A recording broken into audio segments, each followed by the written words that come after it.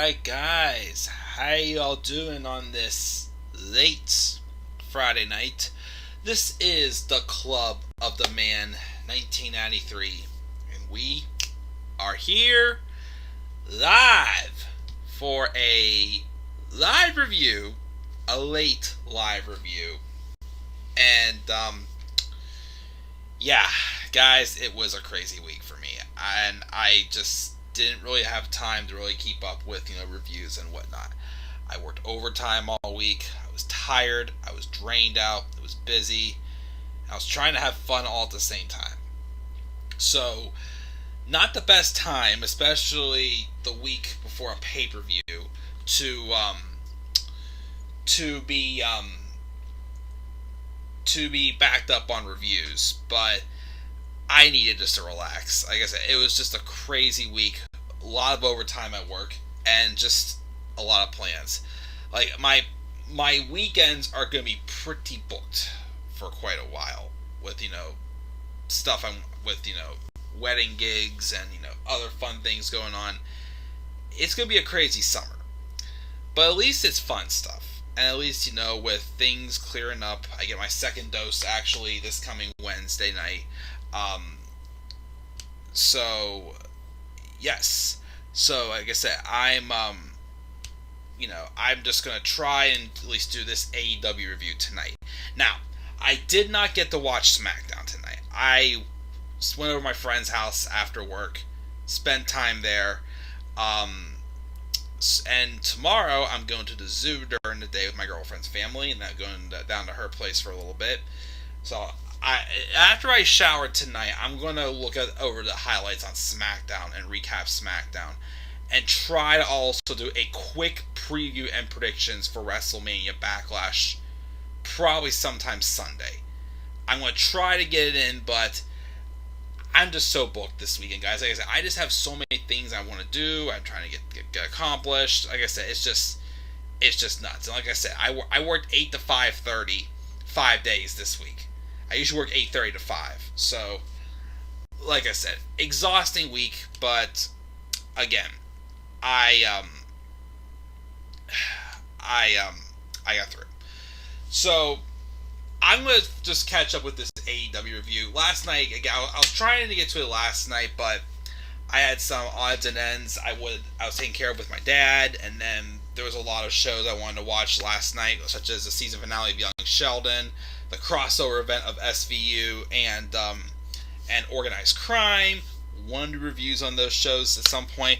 I'm like kind of like binge watching a couple shows right now. Once I finish one of them, where I'm at least from the seasons I have available, I will start doing my sitcom reviews. Again, I'm not going to announce which one I'm doing first, but it's just one I feel is appropriate to do first. It's my favorite sitcom of all time. But things are still going to be fun on this channel. But like I said, it's just tough when I have weeks like this where I'm just like, I'm super overwhelmed, super busy, and just exhausted. So, yes, I gotta be up at 7:45 tomorrow to get to the zoo, but I would like to come up here first and at least do my AEW review, because I actually thought this was a very good episode of Dynamite. Very good. It was a great, fallout from Blood and Guts, and it was also, to me, a good way to really get the gears going for Double or Nothing at the end of May. That's looking like a good show so far. I like the card we're seeing so far. It's going to be interesting. But we'll talk about that. Let's check the live chat and see what we got here. We got TN Couponer. What's up, man? Again, I'm exhausted, but I'm good. How about you, my friend? We got Angela Morgan saying, hey. Well, hello. Don't get your hopes up too much here. I'm taken. At least we made it through another week of work. We did. And he gets his second shot in the morning. Nice. Which one are you getting? I'm getting Moderna. But yeah, I get my second shot on Wednesday after work. So, I will be fully vaccinated. So, awesome. So, let's get rolling now here. And again, I wanted to definitely talk about this show more in depth. As I said, I thought it was, a really good show. The only thing that I really didn't get to watch, and I'm going to have to go back and watch, was the opening match, which was Jon Moxley versus Yuji Nagata for the IWGP United States Heavyweight Championship. I did not get to watch that match because I had other things I was taking care of before the show started. So I unfortunately missed that match, but I'll have to go back and watch it. But I'm sure it was a good opener. I'm surprised, though. I thought this would have main evented. Well, of course, it didn't. But I thought the match that did main event was the right match to main event. And the right way to go off the air. So, even though this felt more of like a treat, and should have been like the main event, with what happened in main event, I can forgive this for not being the main event. But I guess I didn't get to watch it, though. Jon Moxley retained with a paradigm shift. Afterwards, Nagata and Moxley bow low to each other, and then they headbutt each other out of respect, basically. It was a good way to start off the show there with that match. Like I said, I didn't get to watch, but I'll watch the highlights. We also have the Inner Circle and their fallout from the Blood and Guts match. It's just Ortiz, Sammy Guevara, and Jake Hager. They said they had the Pinnacle beaten last week, but MJF stole it from them when he showed his true colors, which, by showing his true colors, he has had his true colors visible for quite a while, I feel, but, they stole their colors by throwing Jericho off the cage and getting Santana arrested for stabbing him with a fork. They want another match, and it'll never be over as long as they stay in the same company. Give them their rematch, or they'll put the Pinnacle in the grave, as they threaten. And then we had this promo with Cody Rhodes, hyping up what his plans are going to be for Double or Nothing. Let me see here.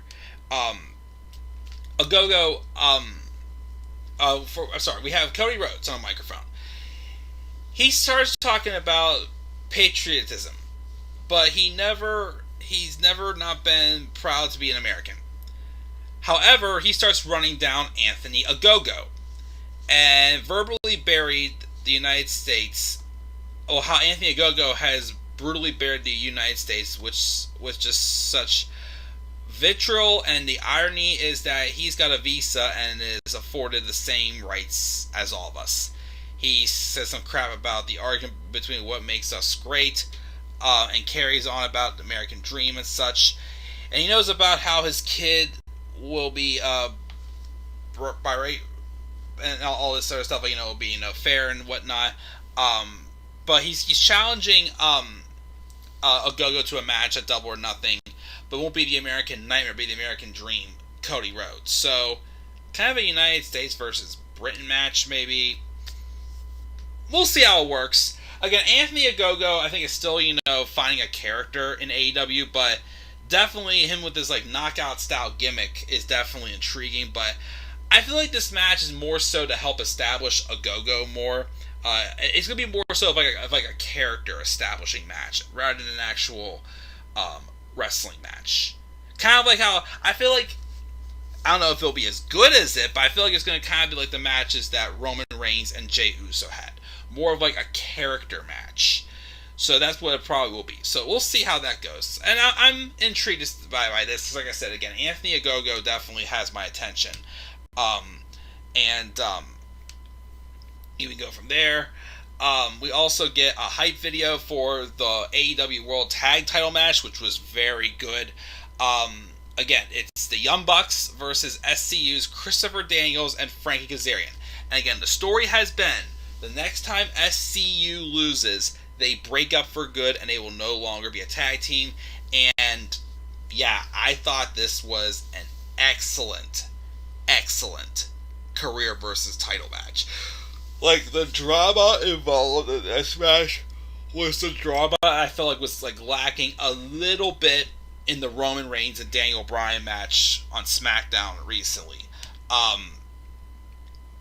There was blood, there was a lot of great near falls, there was just a lot of fighting back. Like I said, it was one of those matches that it felt like it felt like the underdogs SCU was literally fighting for their lives. It wasn't like this a match, like I said, like with Bryan and Roman, that little spark of drama I felt they had on SmackDown was just missing a little bit. Like something was off with that.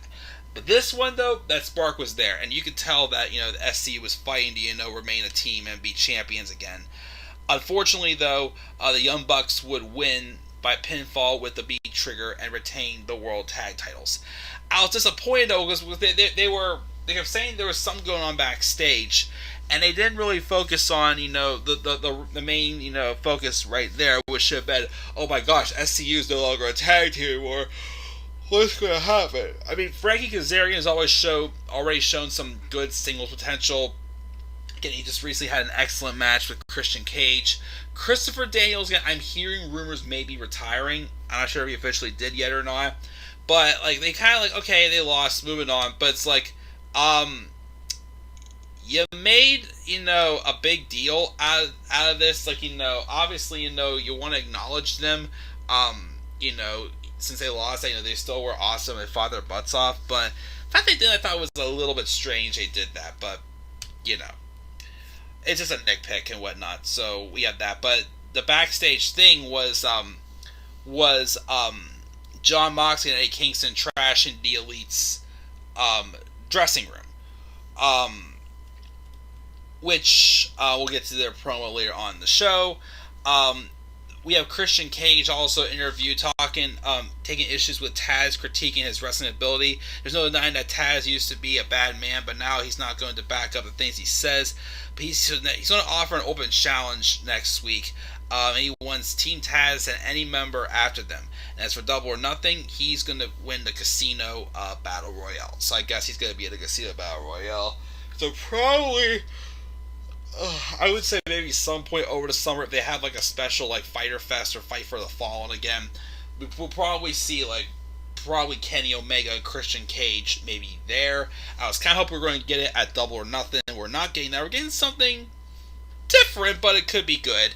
Not the most exciting thing to me, but it could be good.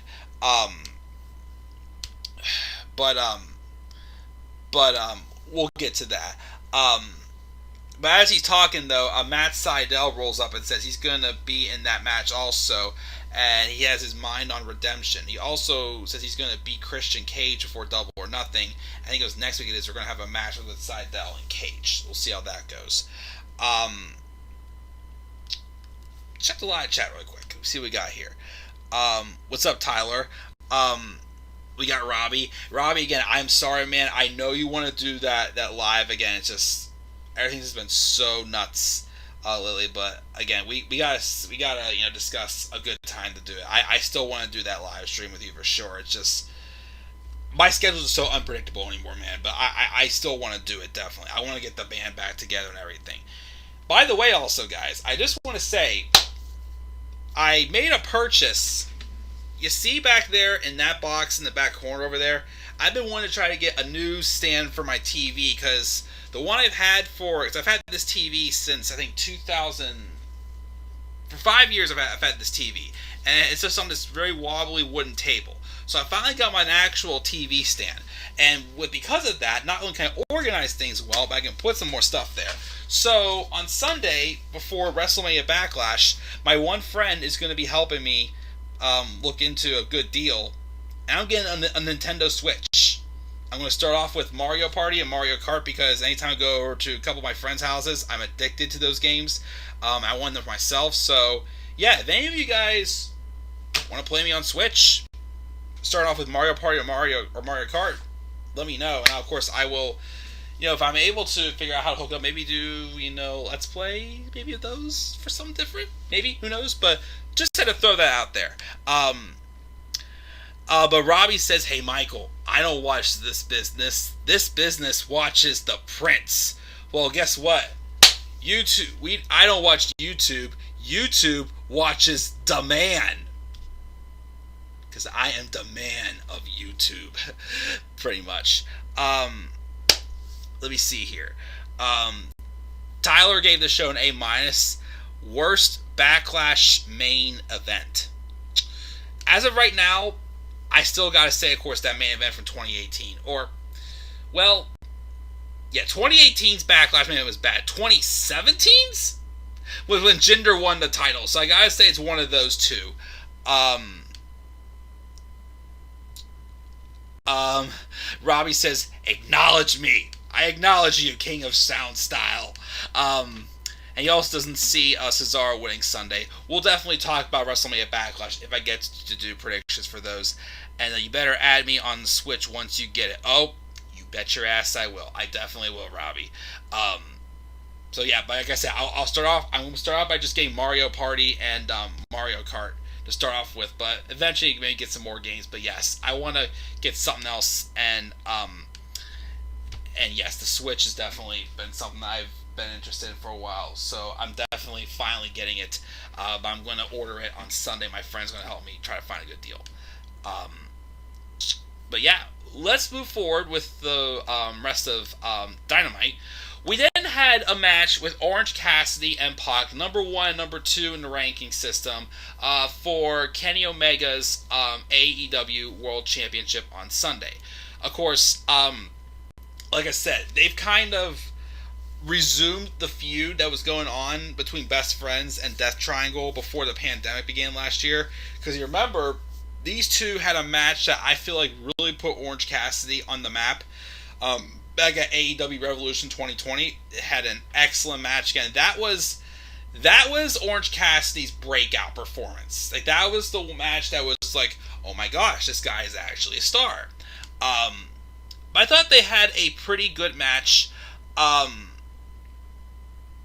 However, though, it looks like that the match went to like a no contest. It looked like that Orange Cassidy had suffered an injury. It ended in a no contest, presumably. I'm trying to remember exactly what happened there.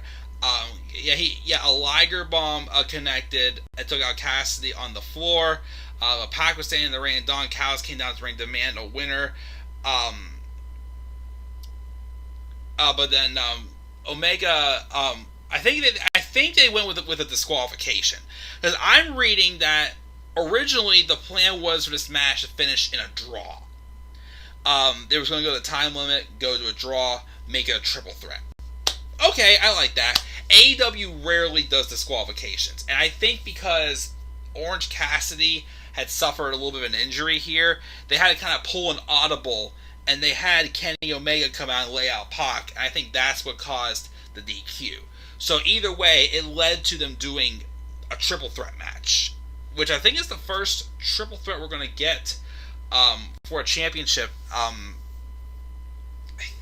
feel like one of the pay-per-views we may have had a fatal four-way, so I can't remember off the top of my head. But we're getting a triple. Well, maybe for tag teams, I think it might have been. For single matches, I don't think we've seen many multi-man matches yet in AEW. But we're getting a triple threat match with Pac and Orange Cassidy. And I know it feels a little bit like not say throwaway, but like a filler match for Kenny Omega. There has been too much of a story besides they're both number 1 and 2 in the ranking systems.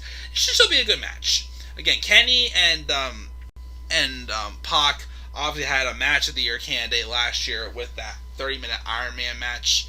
I know they have good chemistry. I'm interested to see how Orange Cassidy does in this main event spotlight. It's not going to be the event of the show, that's for sure, though, Double or Nothing, because there is a match that, technically was not officially made official, but was teased, and there's a challenge laid out, which we'll get to that in a second.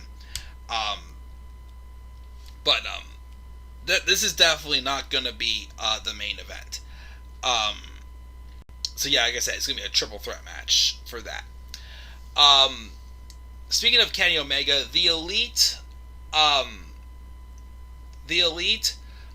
in the locker room upset about Kingston and Moxley trashing the place. So they're first inviting the Varsity Blondes to step into the ring next week. I think they're the number 1 ranked in the ranking system. But they're going to settle a personal grudge themselves at Double or Nothing as they won Kingston and Moxley. Make that match a street fight.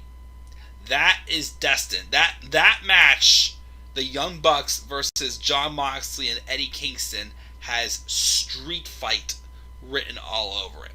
So I'm hoping that's what they change it to. So I've actually am very excited about that match as well.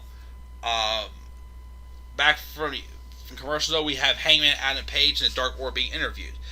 The Dark Order is promising to get Hangman back on top, but he says it was bound to happen. He was number one and he had a target on his back. And it took 3.5 guys to help Brian Cage beat him. If he was the kind of guy he thinks Brian Cage is, he thinks he wouldn't be very satisfied with that victory. So why not leave Team Taz behind and face him one-on-one and earn that victory? And if he loses, he can accept that. But for Cage, it's double or nothing. So I guess we're going to have a rematch with Brian Cage and Hangman Adam Page at Double or Nothing, I guess. Could be a good additional match. We'll see how that one goes. And we got this segment. We have the Pinnacle coming out to celebrate their big victory at Blood and Guts last week. MJF, who's wearing a crown and a pastel pink suit, says you'll call him the greatest of all time now, and you should bow down to him in the Pinnacle.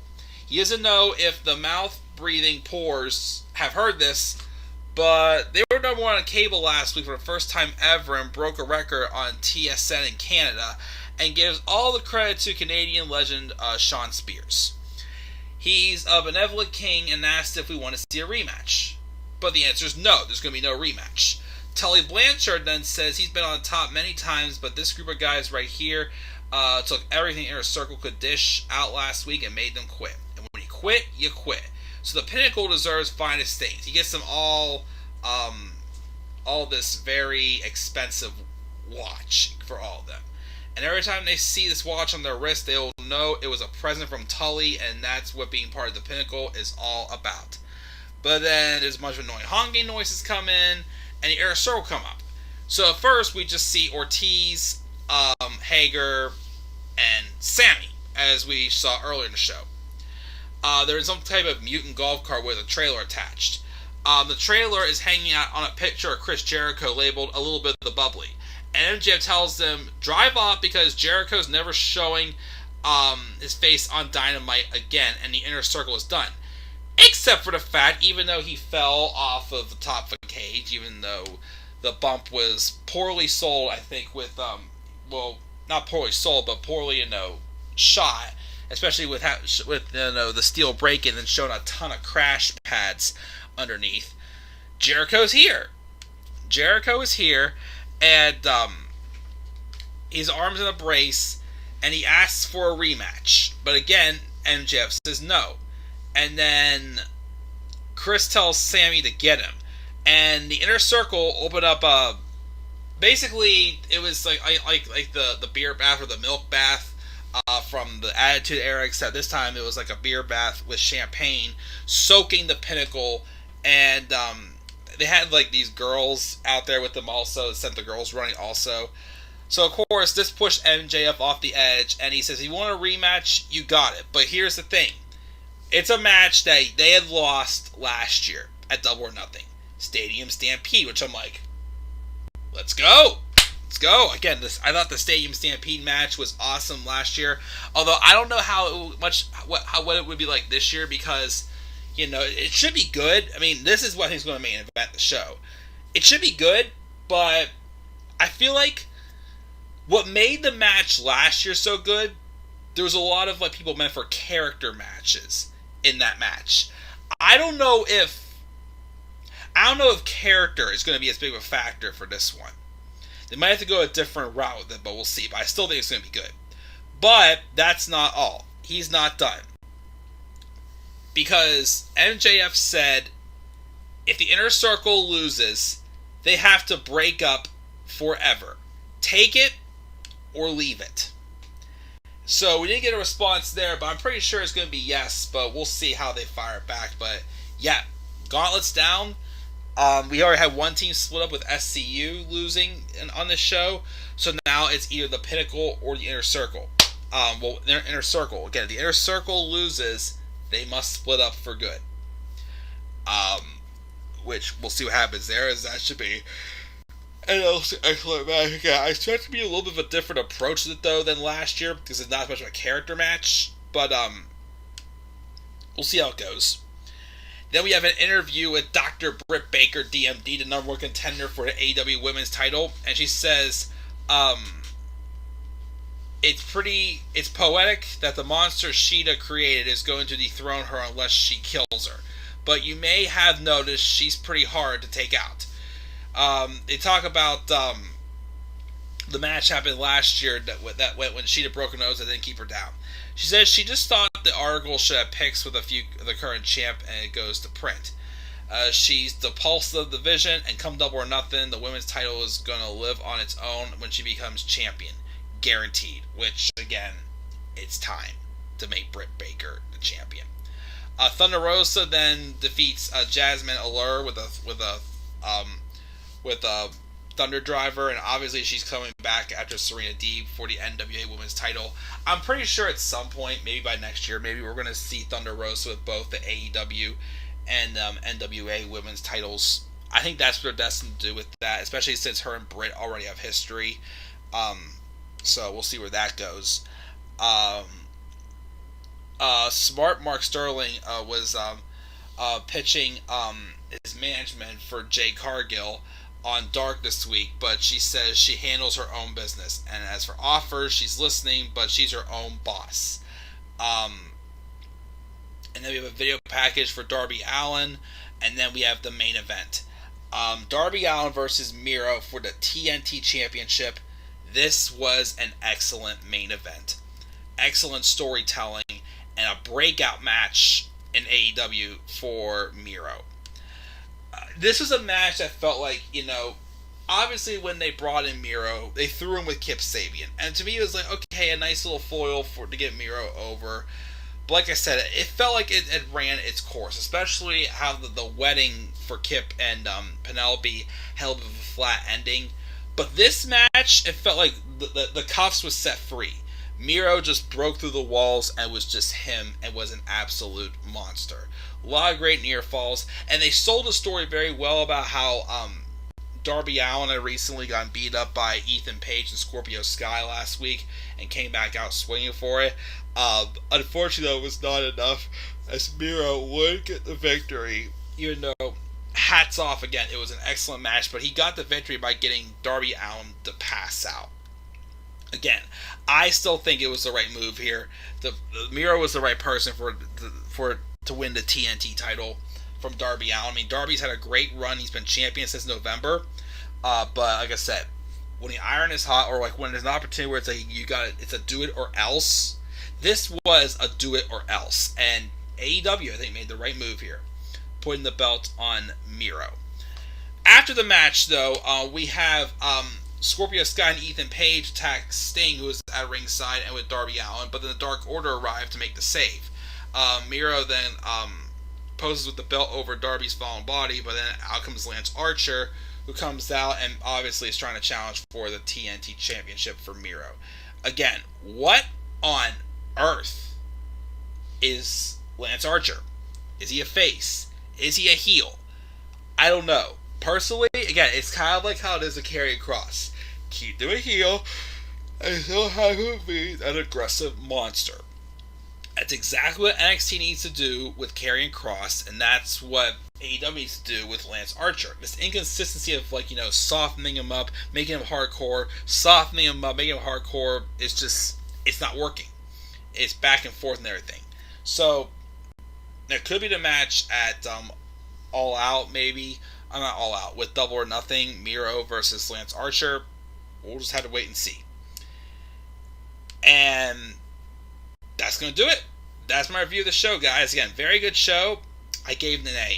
I like pretty much just about everything on the show. A couple of nitpicks, like I said, but nothing too drastic to me. So, yeah, I'm looking forward to see what happens next, especially since I felt this show really hyped up several matches for Double or Nothing. And it's going to be here before you know it. It's just a few weeks away. I gave it an A, like I said. Let's check the live chat before we get back. Tyler says 2017's main event was the worst for Backlash. Okay. Best Backlash main event, that not Edge versus Orton. So far, the card looks pretty good for Double or Nothing for sure. AEW Recreate Stone Cold Steve Austin's beer bath for sure. Miro needs a world title run soon. He does, but being TNT champion is going to be a great way to, get him really fueling as a single star. Double or Nothing sounding way better than WrestleMania Backlash. Oh, anything right now is sounding way better than WrestleMania Backlash. That is for damn sure. Mark gave it a B. TK1 agrees. And 2021 is confusing on who is what anymore, which I still agree. I may watch the first two Double or Nothings again. I would. Those were both really excellent shows for sure. But guys, it's gonna do it. Again, I was looking for about a half an hour. Again, I knew this was a really good show to talk a little more in depth about, so I wanted to make sure I was a little bit more rested and more up to it. So, like I said, I'm going to take my shower and then look over SmackDown. And when I get home tomorrow, like late tomorrow night, I'm going to try to review SmackDown. Maybe squeeze in my Backlash predictions. Who knows? But yeah, like I said, a lot of exciting things coming for me. Again, sitcom reviews are going to start soon. Again, if I figure out how, I'll maybe do some Let's Plays on the Switch. It's going to be fun stuff coming up. So yeah, like I said, I'm going to be out all day tomorrow. Back and forth on Sunday. We'll see where it goes.